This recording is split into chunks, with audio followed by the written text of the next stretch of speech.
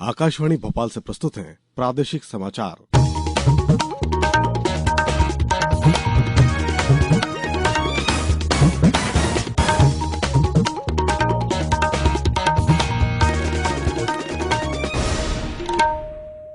नमस्कार, समाचारों के साथ मैं शरद बाघेला। सबसे पहले मुख्य समाचार।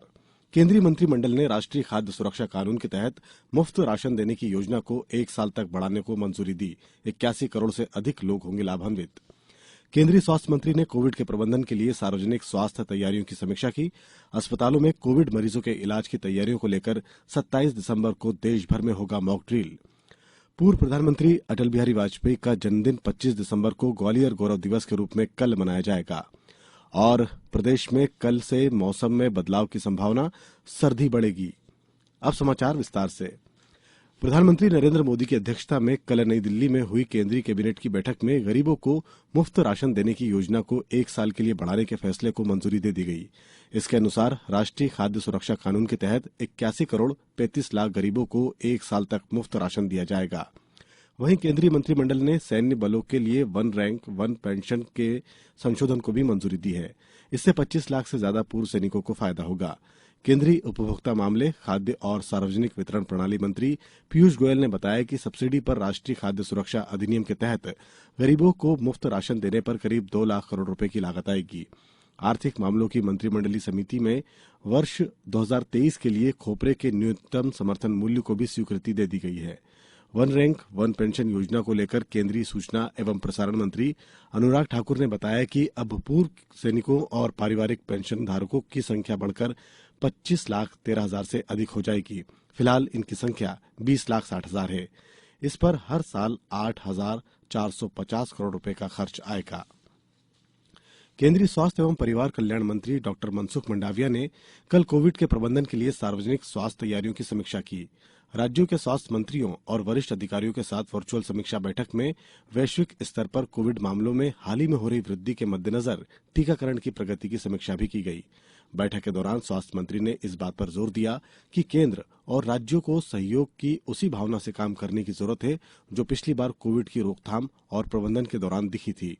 श्री मंडाविया ने राज्य के स्वास्थ्य मंत्रियों से बुनियादी ढांचे की तैयारियों की व्यक्तिगत रूप से समीक्षा करने और आवश्यक दवाओं का पर्याप्त स्टॉक सुनिश्चित करने का अनुरोध किया।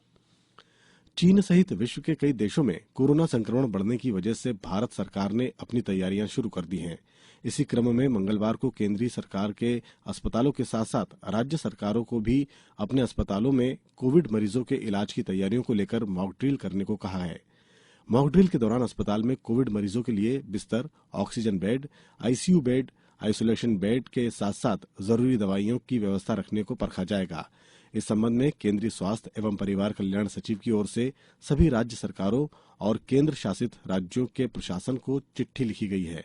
इसमें कहा गया है कि राज्य सरकार अपने अस्पतालों में इन्फ्लुएंजा पीड़ितों की भी जांच करें।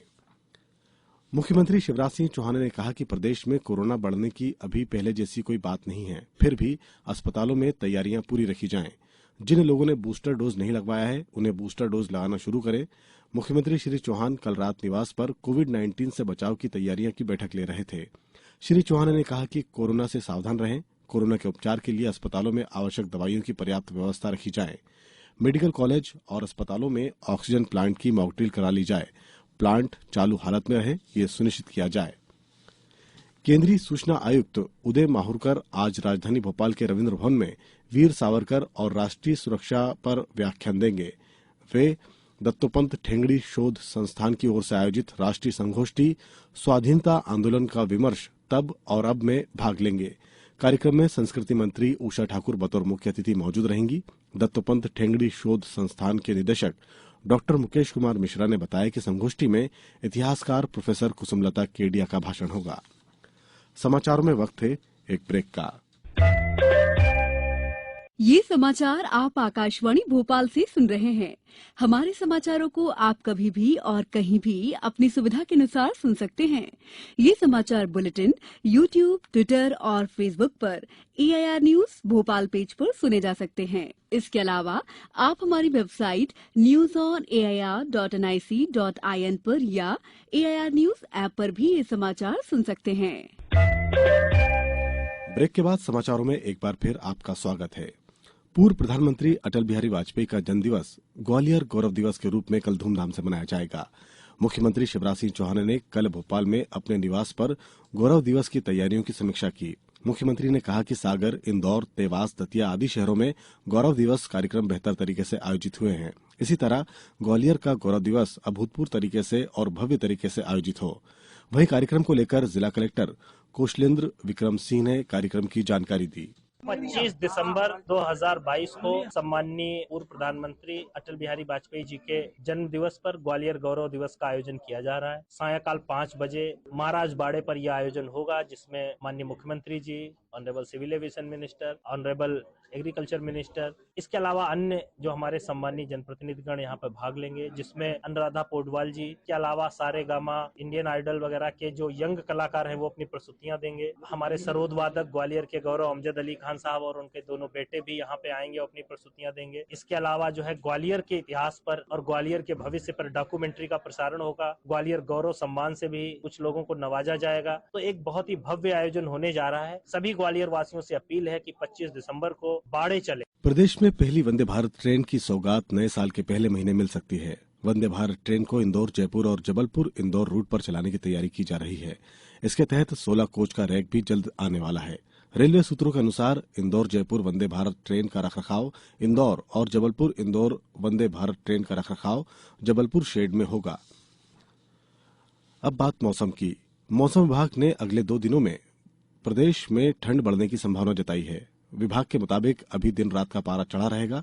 कुछ शहरों में 2 से 3 डिग्री तक पारा बढ़ेगा, लेकिन इसके बाद गिरावट होगी, यानी नए साल में तेज ठंड रहेगी। विभाग के अनुसार हवाओं का रुख बदलने से मौसम में बदलाव आया है। इसके चलते 3 दिन से दिन और रात का पारा चढ़ने लगा है। मौसम विभाग के अनुसार प्रदेश में सबसे कम न्यूनतम तापमान 8 डिग्री सेल्सियस खजुराहो में दर्ज किया गया। शेष प्रदेश के अन्य हिस्से में मौसम शुष्क बना रहा। राजधानी भोपाल में कल न्यूनतम तापमान 14.4 डिग्री सेल्सियस दर्ज किया गया। वहीं अधिकतम तापमान 30 डिग्री सेल्सियस दर्ज किया गया। राष्ट्रीय जांच एजेंसी एनआईए ने जम्मू कश्मीर में आतंकी समूह से जुड़े छद्म नामों से चल रहे संगठनों के खिलाफ कल 16 जगह छापामारी की। छापेमारी में कुछ डिजिटल डिवाइस, फर्जी पहचान पर लिए गए सिम कार्ड, हार्ड डिस्क बरामद किए गए हैं। अब कुछ समाचार संक्षेप में। मुख्यमंत्री हेल्पलाइन में शिकायतों के निवारण में नरसिंहपुर जिला 7वें स्थान पर रहा। केरल के कोल्लम आज से शुरू हो रहे भारत श्रेष्ठ भारत शिविर में मध्यप्रदेश की 36वीं बटालियन गर्ल्स और बॉयज कैडेट्स भाग ले रहे हैं। कृषि विज्ञान केंद्र देवास में राष्ट्रीय किसान दिवस पर किसान जागरूकता कार्यक्रम का आयोजन किया गया। सुशासन सप्ताह के तहत कल निवाड़ी जिला कलेक्टर के मुख्य आतिथ्य में जिला स्तरीय कार्यशाला का आयोजन किया गया। पेसा एक्ट से मिले अधिकारों के प्रति जनजाति समुदाय को जागरूक करने के उद्देश्य से कल पुलिस विभाग नर्मदापुरम द्वारा ग्राम पंचायत पथरोटा में कार्यशाला का आयोजन किया गया। पन्ना जिले में नगरीय विकास एवं आवास विभाग द्वारा नवगठित नगरीय निकायों को विशेष आवश्यकताओं एवं आकस्मिक कार्यों के लिए राशि आवंटित की गई है। अंत में मुख्य समाचार एक बार फिर।